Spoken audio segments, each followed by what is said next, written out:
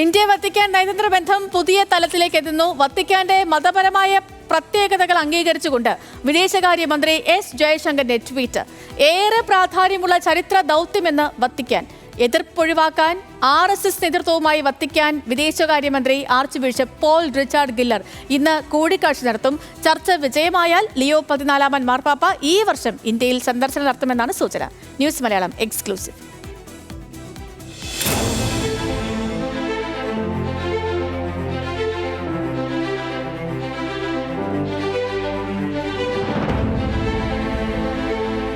സൗഹൃദ രാഷ്ട്രങ്ങളുടെ പട്ടികയിൽ ആദ്യയിടം ഇന്ത്യക്കായി നീക്കിവയ്ക്കുകയാണ് വത്തിക്കാൻ. ഇതിനായുള്ള ചർച്ചകൾക്കും കൂടിക്കാഴ്ചകൾക്കുമായി ലിയോ 14 ഏറ്റവും വലിയ വിശ്വസ്തനും വത്തിക്കാൻ വിദേശകാര്യമന്ത്രിയുമായ archbishop Paul Richard Gallagher ഇന്ത്യയിലെത്തി. ഏറെ പ്രാധാന്യമുള്ള ചരിത്ര ദൗത്യം എന്നാണ് ചർച്ചകളെ വത്തിക്കാൻ വിശേഷിപ്പിക്കുന്നത്. ഇതിനോട് അനുകൂലമായ നിലയിലാണ് ഇന്ത്യൻ വിദേശകാര്യ മന്ത്രാലയത്തിന്റെ പ്രതികരണം. മാർപ്പാപ്പ ഒരേ സമയം രാഷ്ട്രത്തലവനും മതനേതാവും എന്നതാണ് മാർപ്പാപ്പയ്ക്ക് ഇന്ത്യ സന്ദർശിക്കാനുള്ള മുഖ്യ തടസ്സം. വത്തിക്കാന്റെ മതപരമായ പ്രത്യേകതകൾ അംഗീകരിച്ചുകൊണ്ട് ഇന്ത്യൻ വിദേശകാര്യമന്ത്രി എസ് ജയശങ്കർ എക്സ്പോസ്റ്റ് നടത്തിയതോടെ ആ തടസ്സം മാറിയെന്നാണ് വിലയിരുത്തൽ. വത്തിക്കാൻ രാഷ്ട്രം എന്ന പദത്തിന് പകരം കത്തോലിക്ക ലോകത്ത് മാത്രം ഉപയോഗിക്കുന്ന പദമായ ഹോളി എന്നാണ് ചർച്ചകളെ വിശേഷിപ്പിക്കാൻ ഇന്ത്യൻ വിദേശകാര്യമന്ത്രി ഉപയോഗിച്ചത്.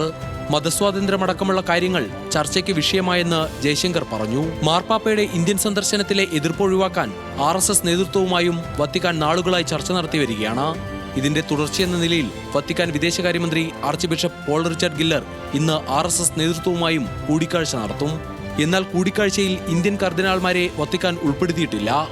ഇന്ത്യയിൽ ക്രൈസ്തവർ നേരിടുന്ന പീഡനങ്ങൾ ക്രൈസ്തവ സമൂഹം ആവർത്തിച്ചുന്നയിക്കുമ്പോൾ മറ്റൊരു മതഭൂരിപക്ഷ രാജ്യത്ത് ഏറ്റവും കൂടുതൽ കത്തോലിക്കർ വസിക്കുന്ന ലോകത്തെ ഏക ഇടം എന്ന് ഇന്ത്യയെ വിശേഷിപ്പിക്കുകയാണ് വത്തിക്കാൻ.